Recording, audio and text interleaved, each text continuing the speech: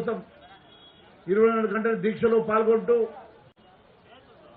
మమ్మల్ని అందరినీ కూడా ఆశీర్వదించడానికి మద్దతు పలకడానికి వివిధ జిల్లాల నుంచి గ్రామాల నుంచి పెద్ద ఎత్తున చెలో హైదరాబాద్ పేరు మీద రైతు హామీల సాధన దీక్షకు వచ్చిన మీ అందరికీ కూడా 2 చేతులు జోడించి ధన్యవాదాలు తెలియజేస్తా ఉన్నాను. మిత్రులారా, ఇచ్చిన హామీల మేరకు 2 లక్షలు పంట రుణమాఫీ పూర్తిగా మాఫీ చేయాలని, అన్కండిషనల్ గా మాఫీ చేయాలని, దాదాపు 70 లక్షల రైతులు రుణమాఫీకి అర్హులని చెప్పి స్వయాన రేవంత్ రెడ్డి గారే చెప్పి ఈరోజు కేవలం 22 లక్షల మందికి మాత్రమే రుణమాఫీ చేయడం ఇది అప్రజాస్వామ్యం, మోసమని తెలియజేస్తా ఉన్నాను. మిత్రులారా, ఒక్కసారి ఆలోచన చేయండి. 49,500 కోట్ల రూపాయలు కావాలని చెప్పి స్వయంగా ఆ రోజు ముఖ్యమంత్రి గారు గణాంకాల ప్రకారం చెప్పారు. దాని తర్వాత అదే ముఖ్యమంత్రి గారు గాంధీ భవన్ సాక్షిగా 40,000 కోట్ల రూపాయలు అవసరమైందని 40,000 కోట్లతోటి రుణమాఫీ పూర్తిగా చేస్తాను, నా కడుపు కట్టుకుంటే 40,000 పెద్ద మాట కాదన్నాడు. ఎంత పెద్ద కడుపో నాకు తెలియదు, కడుపు కట్టుకున్నాడో లేదో నాకు తెలియదు, కానీ రైతులకు మాత్రం పొట్టగొట్టడం మాత్రం నేను గుర్తు చేస్తా ఉన్నా. కేవలం రైతు పొట్టగొట్టి మరి ఆయన కడుపు మార్చుకుంటా, నేను కడుపు కట్టుకుంటా, రైతులకు మాత్రం రుణమాఫీ చేస్తాను. దేవుళ్ళ మీద ప్రమాణం చేస్తేవి, ఏ ఊరికి పోతే ఆ ఊరు దేవుళ్ళ మీద ప్రమాణం చేస్తేవి, చివరికి దేవుళ్ళను కూడా మోసం చేస్తేవి. ఈ రోజు రైతన్నలు పూర్తిగా మోసం చేస్తేవి. నేను ఒకటే అడుగుతున్నా, ఆ రోజు 40,000 కాదు 31,000 కోట్లతోటి సరిపోతుంది, 31,000 కోట్లయితే రుణమాఫీ జరుగుతుందని చెప్పి నువ్వు క్యాబినెట్ సాక్షిగా మాట్లాడుతుంది. క్యాబినెట్ లో 31,000 కోట్లు అన్నా నువ్వు, మళ్ళీ బడ్జెట్కి వచ్చేసరికి 26,000 కోట్లు మాత్రమే నువ్వు బడ్జెట్ లో ప్రతిపాదిస్తుంది. మా 26 కోట్లన్నా ఇస్తివా ఆ 26,000 కోట్లు కూడా ఇవ్వకుండా ఈ రోజు 17,933 కోట్లు ఇచ్చినావు. అంటే దాదాపుగా 49,500 కోట్ల నుంచి 17,000 కోట్లు ఇచ్చి రుణమాఫీ జరిగిందని చెప్పి 15 ఆగస్టు సాక్షిగా నీవు చెప్పిన మాట వాస్తవం కాదు కదా. మరి మీ మంత్రులే చెప్తా ఉన్నారు, మరి ఇంకా 17,000 కోట్ల అవసరం ఉంటుందని చెప్పి మరి తుమ్మల నాగేశ్వరరావు గారు చెప్పారు, పొంగులేటి శ్రీనివాస్ రెడ్డి గారు చెప్పారు. మరి దీని లెక్క ప్రకారం రుణమాఫీ పూర్తిగా జరగలేదని మీ సాక్షాత్తు మీ స్వయంగా మీ కేబినెట్ మంత్రులే చెప్తా ఉంటే నువ్వు పచ్చి అబద్దాలు మాట్లాడుతూ రుణమాఫీ చేసినట్టువి. దానికోసం ఒక స్పెషల్ డ్రైవ్ వంటివి 45 రోజులైంది. స్పెషల్ డ్రైవ్ ఎక్కడ బాయ్? స్పెషల్ డ్రైవ్ గురించి మాట్లాడవు. దాని ఏం సేకరణ చేస్తావో, ఏ రకమైనటువంటి మరి వివరాలు సేకరించినవో ఇప్పటి వరకు నువ్వు ఎక్కడ కూడా వెబ్సైట్ లో పెట్టకపోతేవి, ఎక్కడ కూడా అది కానరాకపాయ్. మరి రుణమాఫీ పూర్తిగా మోసం చేసేవి.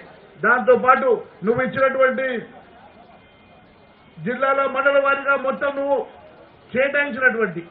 సేకరించినటువంటి రైతుల వివరాలు, అరువుల వివరాలు ఇప్పటి వరకు ఎందుకు మరి పబ్లిక్ డొమైన్ లో పెడతలేవు అని చెప్పి మేము డిమాండ్ చేస్తా ఉన్నాం.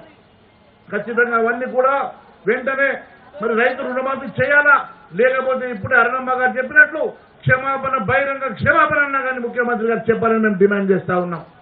అంతేకాదు రైతు బంధు పేరు మీద మోసం చేసేవి 15,000 కోట్ల రూపాయలు, ఒక్కొక్కరికి ఎకరానికి 15,000 రూపాయలు ఇస్తా అంటేవి 10,000 సరిపోవంటివి. మరి ఇప్పటి వరకు 9.5 నెలల్లో రూపాయి కూడా నువ్వు ఇయ్యలేడు దాకా రైతు బంధు వేయకపోతేవి. మరి రైతు బంధుకు దాదాపు 20,000 కోట్ల రూపాయలు అవసరం ఉన్నది, కానీ ఇప్పటి వరకు నువ్వు ఒక్క రూపాయి కూడా రైతు బంధు వేయకపోతేవి, దానికి విధి విధానాలు కూడా చెప్పకపోతేవి. ఈ రకంగా మరి రైతులు మోసం చేసుడు కాదని అడుగుతున్నా. అంతేకాదు గిట్టుబాటు ధర ఇస్తా అంటేవి 500 రూపాయలు వడ్లకు బోనస్ అంటేవి, మళ్ళీ సన్న బియ్యంకి మాత్రమే బోనస్ ఇస్తుంది. ఈ రకంగా రైతులు మోసం చేసుడు కాదని అడుగుతా ఉన్నా. ఎక్కడైనా ఎప్పుడైనా మీరు ఒకసారి ఆలోచన చేయండి. గతంలో ఎవరన్నా బడ్జెట్ కేటాయిస్తే ఆ బడ్జెట్ డబ్బులు మరి రైతన్నల కోసం కేటాయించిన డబ్బులు రైతన్నల కోసం ఖర్చు పెట్టాలి కదా. నువ్వు కనీసం బడ్జెట్ లో ఇచ్చినటువంటి రైతు కోసం ఇచ్చిన డబ్బులు కూడా ఖర్చు పెడతలేవు. కానీ 49,000కి వెళ్ళి 17,930 కోట్లకు తీసుకొస్తుంది కదా. అదే మరి హైడ్రా విషయంలో 50,000 కోట్లతోటి సుందరీకరణ చేస్తా హైడ్రాను మూసినది అంటివి కదా. మళ్ళీ 70,000 కోట్లకు వేస్తుంది నువ్వే. ఇప్పుడు 1,00,000 కోట్లు కావాలంటివి. నీ హైడ్రా కోసం, నీ గుత్తదారుల కోసం, నీ ఆస్థాన గుత్తదారుల కోసం 50,000 కోట్లు నువ్వు 1,00,000 కోట్లు చేస్తావు. కానీ రైతన్నలకు మాత్రం ఇవ్వాల్సిన 49,000 కోట్లకి వెళ్ళి 17,000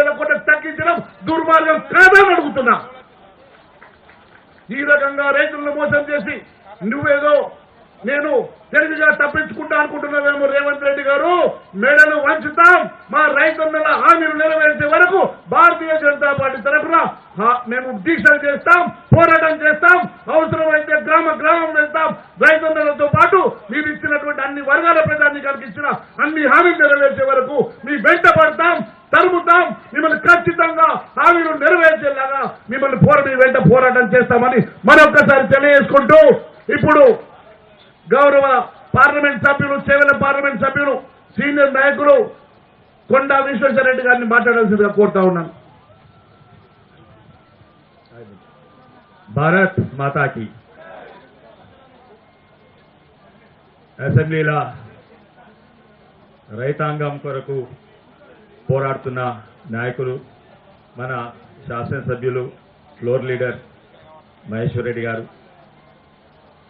గౌరవనీయులు జాతీయ ఉపాధ్యక్షురాలు డికే అరుణ గారు, సీనియర్ నాయకులు, మాజీ మంత్రివర్యులు, national executive committee member of parliament Etela Rajender గారు, మెంబర్ ఆఫ్ పార్లమెంట్ గడ్డం నాగేష్ గారు, మరి రైతుల పక్షంగా పోరాడుతున్న ఎమ్మెల్యేలందరూ కూడా, పాల్వాయి హరీష్ గారు, రామారావు పటేల్ గారు, ధన్పాల్ సూర్యనారాయణ గారు, మరి ఇక్కడ ఉన్న నాయకులందరూ, మన కిసాన్ మోర్చా అధ్యక్షులు శ్రీధర్ గారు, పెద్దలు ప్రేమేందర్ రెడ్డి గారు, ఇక్కడ ఉన్న కార్పొరేటర్లు, జిల్లా అధ్యక్షులు, మరి జెడ్పీటీసీలు, ఎంపీటీసీలు, కంటెస్టెడ్ ఎమ్మెల్యేలు, ఎంపీలు, మాజీ ఎమ్మెల్యే ఎంపీలు, ముఖ్యంగా ఇక్కడున్న మీడియా మిత్రులు, ఇంకా రైతు మిత్రులు అందరికీ నమస్కారం. ఎంతో అనుకున్నాము, తెలంగాణ వస్తే మనకు నీళ్లు వస్తాయి, రైతుల సమస్యలు తీరిపోతాయని అనుకున్నాం. అప్పుడు